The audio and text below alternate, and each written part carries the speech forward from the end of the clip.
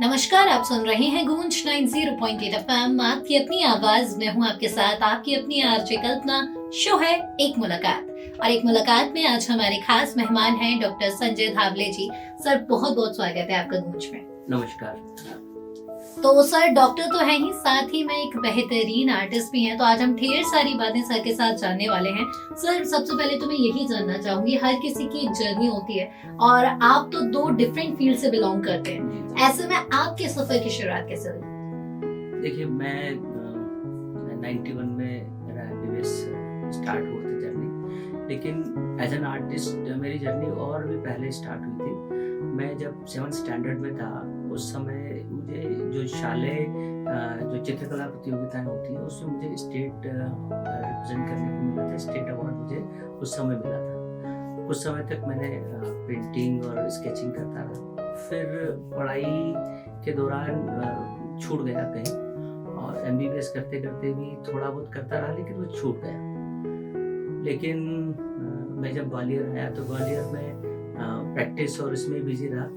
2012-13 में मैंने फिर से स्टार्ट किया।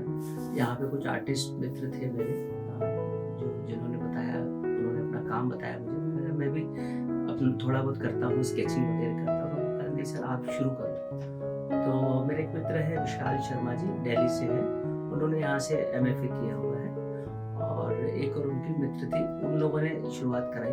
तो फिर उस तरीके से मेरी journey as an artist start हुई, जिसमें कि मैं एग्जीबिशंस वगैरह मैंने शुरू किया। 2014 में मैंने पहले एग्जीबिशन दिल्ली में करा था हमने, तो एक ग्रुप शो के तौर पे हमने वहाँ पे स्टार्ट किया था।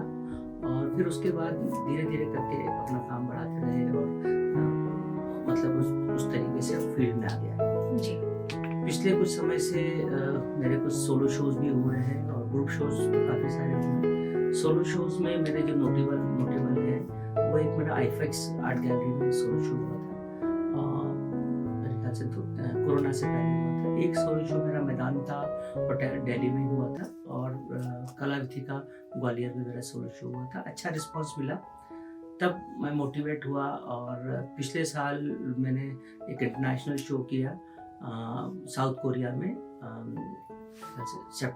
सितंबर 2023 में एक साउथ कोरिया में एक ग्रुप एग्जीबिशन किया, और ये मेरा दूसरी बार था। और उसके अलावा जो है मुझे रूपांकर स्टेट अवार्ड जो है, जो MP गवर्नमेंट का स्टेट अवार्ड है पेंटिंग के लिए, वो 2022 में मुझे प्राप्त हुआ। वो सम्मान मुझे खजुराहो में मिला था। इस तरीके से मेरी जर्नी आगे बढ़ती गई, और कुछ चेंजेस आते गए। पेंटिंग्स में शुरू में जो है थोड़ा रियलिस्टिक करता था, ज़्यादातर मेरा जो इंडियन कल्चर और साधु है उस पर फोकस था।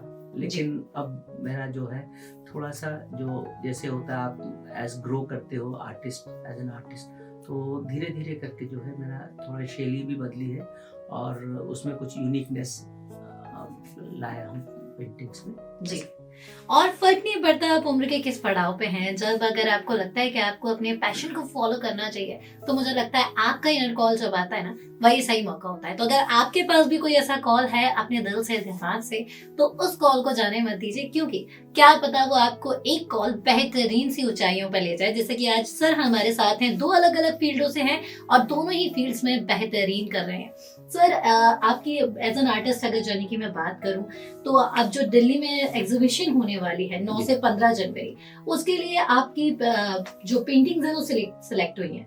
ऐसे में क्या प्रोसेस रहती है सिलेक्शन की, और कैसे वहां तक पहुंचा जाता है? देखिए, जितनी भी रिनाउंड गैलरीज हैं, जो नेशनल गैलरीज हैं या कोई भी जो गवर्नमेंट गैलरीज है, उसमें फॉर्म्स निकलते हैं हर साल जी। साल में एक बार। जैसे IFX में भी फॉर्म निकलता है, वैसे ललित कला के लिए भी फॉर्म निकलते हैं, और उसको आप भरते हैं। फिर उसके बाद वहाँ की जो जूरी है वो सिलेक्ट करती है, तो उनका नोटिफिकेशन उनके साइट पे आता है। उस साइट पे आप फॉर्म को डाउनलोड कीजिए और आप उसे भेजिए। तो ऐसे 2-3 बार मैं पहले भेज चुका था, लेकिन जूरी आपका काम देख के फिर सिलेक्ट करती है। कुछ गिने चुने आर्टिस्टों को साल भर में वो देते हैं, मेरे ख्याल से 20-25 आर्टिस्ट को वो सोलो एग्जीबिशन के लिए साल में जो है देते हैं। तो मतलब हिंदुस्तान के किसी भी कोने से हो सकता है, उसमें ये ज़रूरी है कि नेशनैलिटी उनकी इंडियन होना चाहिए, और फिर वो गैलरी अलॉट करते हैं। और उनकी कुछ टर्म्स एंड कंडीशंस होती है, उसको फॉलो करके फिर वो गैलरी अलॉट करते हैं, फिर आप अपना काम वहाँ पे 1 सप्ताह के लिए डिस्प्ले कर सकते हैं। जी। तो सर जैसा कि ये पूरी प्रोसेस है और एक आर्ट की फील्ड में आप आगे बढ़ रहे हैं, ऐसे में सर आप बाय प्रोफेशन अगर मैं बात करूं तो डॉक्टर तो है ही, और 2 अलग अलग फील्ड, डेफिनेटली दोनों फील्ड बहुत अलग है एक दूसरे से। ऐसे में आज के यूथ की अगर बात करें तो कहीं ना कहीं वो भी अलग अलग फील्डों से अट्रैक्टिव है। कहीं वो अगर एक फील्ड में, जैसे अगर हम बात करें कोई अगर मेडिकल का स्टूडेंट है तो कहीं ना कहीं आर्ट फील्ड में आना चाहता है, जो आर्ट का है वो ऑब्वियसली मेडिकल। तो अभी यूथ कंफ्यूज है या फिर कहीं के अपने सपनों तक नहीं पहुंच रहा है। तो आप क्या कहना चाहेंगे उन लोगों से जो नई फील्ड को ट्राई करना चाहते हैं, आना चाहते हैं और अपना करियर बनाना चाहते हैं? देखिए, कैरियर और पैशन 2 अलग अलग चीज है जी। आर्ट फील्ड थोड़ा डिफिकल्ट फील्ड है। इसमें अगर आप सरवाइव करना चाहते हैं तो आपको बहुत स्ट्रगल करना होगा। अगर आपको लगता है कि आप प्रोफेशनली किसी और तरीके से, या आप इंजीनियर, डॉक्टर अगर आप कर सकते हैं तो आप उसे पहले परस्यू कीजिए, और जब आपको समय मिले तो आप अपने पैशन को जिंदा रखिए। एक्चुअली क्या है, मेरा ऐसा मानना है कि अगर आप पैशनेट रहेंगे तो किसी भी समय पे आप उसको रिवाइव कर सकते हैं। जी। और जब आपके पास पैशन होता है तो ये आपके लिए एक स्ट्रेस बस्टर का भी काम करता है। आप देखते हैं कि आप कितना स्ट्रेस में रहते हैं, तो हमें ऐसा लगता है कि हर प्रोफेशनल को, चाहे वो वकील हो, चाहे डॉक्टर हो, चाहे इंजीनियर हो, कोई भी जो भी प्रोफेशनल है, वो अपने काम में इतने मग्न रहते हैं, उनका कोई स्ट्रेस को रिलीव करने का कोई तरीका नहीं। तो या तो संगीत कई लोग संगीत में कोई हॉबी होना चाहिए जिसको वो परस्यू कर सके। स्पोर्ट्स फील्ड में भी जा सकते हैं, दोस्तों के साथ इंटरेक्ट कर सकते हैं। संगीत में कई लोग संगीत में, डांस में, या पेंटिंग में। तो पेंटिंग भी एक माध्यम है मेरे लिए, क्योंकि मैं पहले करता रहा हूँ, तो मेरे लिए ये कंपैरेटिवली ज़्यादा बेटर, इजीली एक्सेसिबल, और वो था कि मैं इसको ज़्यादा अच्छे तरीके से परस्यू कर पाता। बाकी मैं बहुत अच्छा नहीं रहा। पेंटिंग मेरी ठीक रही हमेशा से। मेरे जो टीचर्स रहे बचपन में भी मुझे हमेशा प्रमोट करते थे, और मैं जब मेडिकल कॉलेज में था तब भी मुझे कई लोग अपने पोर्ट्रेट्स बनवाते थे। कई टीचर्स थे, मैं उनके पेरेंट्स के या उनके जो फैमिली मेम्बर्स थे उनके पोर्ट्रेट बनाया करता था उस ज़माने में। तो वो होता है, वो आपको कहीं ना कहीं आपको वो रिलेट करते हैं। जब आप करियर आपका सब हो जाता है, सब होता है, तो उसके बाद आपको लगता है कि अब क्या। तो ऐसे समय में जब आपका जो बहुत स्ट्रेस्ड हो तो आपको थोड़ा टाइम मैनेज करना चाहिए अपने पैशन को परस्यू करने के लिए। अभी कुछ दिनों से हम देख रहे हैं, हमारे कई डॉक्टर्स के ग्रुप है, जो कुछ साइकिलिंग का ग्रुप है, कुछ फोटोग्राफी का ग्रुप है, तो वो लोग करते हैं। और वो सिर्फ इसलिए करते हैं, ऐसा नहीं कि उनको उसमें कुछ एक्सेल करना है या कुछ हासिल करना है, लेकिन ये उनका पैशन है और ये उनको सेटिस्फैक्शन भी देता है। और मेरा भी संदेश ये है कि अगर आपके पास कोई पैशन है या कोई हॉबी है तो आप जरूर उसको परस्यू कीजिए, क्योंकि वो आपको हमेशा स्ट्रेस फ्री रखेगा और आपको और अच्छा करने का मौका देगा आपकी अपनी फील्ड में।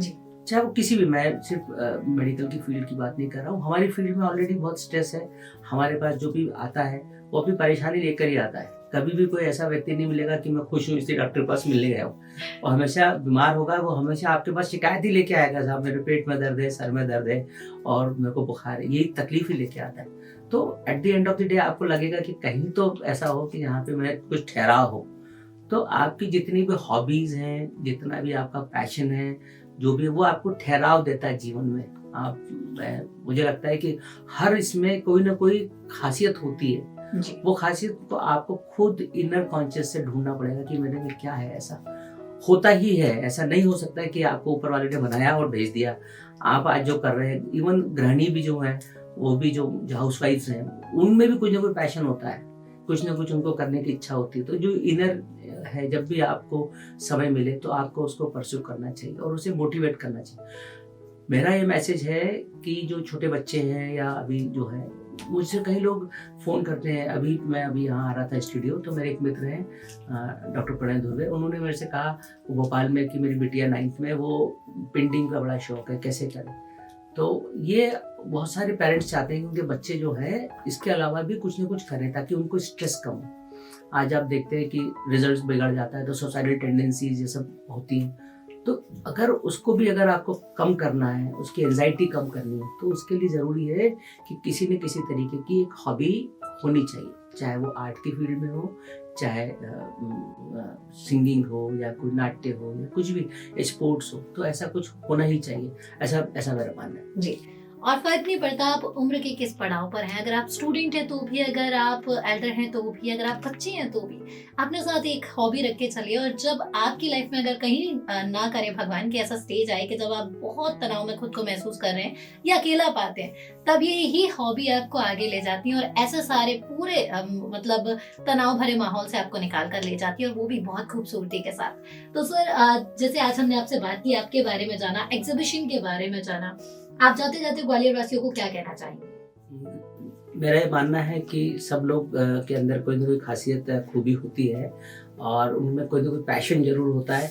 वो कुछ अच्छा करना चाहते हैं किसी एक फील्ड में। अगर उन्हें लगता है कि कोई हॉबी जरूर परस्यू करना चाहिए और वो आपके स्ट्रेस को कम करेगी और आप जो काम करते हैं उसको और बेहतर तरीके से कर पाएंगे जी, ऐसा मेरा मानना है। और अगर हॉबी आपके साथ रहती है, कहते हैं ना कोई काम दिल से आप करते हैं तो कोई आपको उस फील्ड में सक्सेस होने से नहीं रोक सकता। और सक्सेसफुल की अगर हम बात करें तो कहीं ना कहीं एक मुकाम जहाँ पे वो काम जो आप करना चाहते हैं, आपका दिल चाहता है, वो आपको पहचान दिलाए, तो मुझे नहीं लगता इससे ज्यादा खुशी की बात किसी भी व्यक्ति के लिए होगी। क्योंकि दिल कहता है वो काम एक बार कर ही लेना चाहिए। इतनी बड़ी लाइफ है, कभी भी रिग्रेट ना रहे जीवन में कि काश कर लेते, तो काश के लिए जगह मत छोड़िए, दिल कहता है आपका वो कर ही लीजिए। तो आज थे हमारे साथ कुछ ऐसे ही एग्जाम्पल जिन्होंने डॉक्टरी करने के बाद आर्ट फील्ड को भी चुना और आज आर्ट फील्ड में भी अच्छा परफॉर्म सर कर रहे हैं। अगर सर की बात करूं तो दिल्ली में इनकी एग्जीबिशन होनी है, वो भी सोलो एग्जीबिशन के लिए सर की पेंटिंग्स जो है सेलेक्ट हुई है।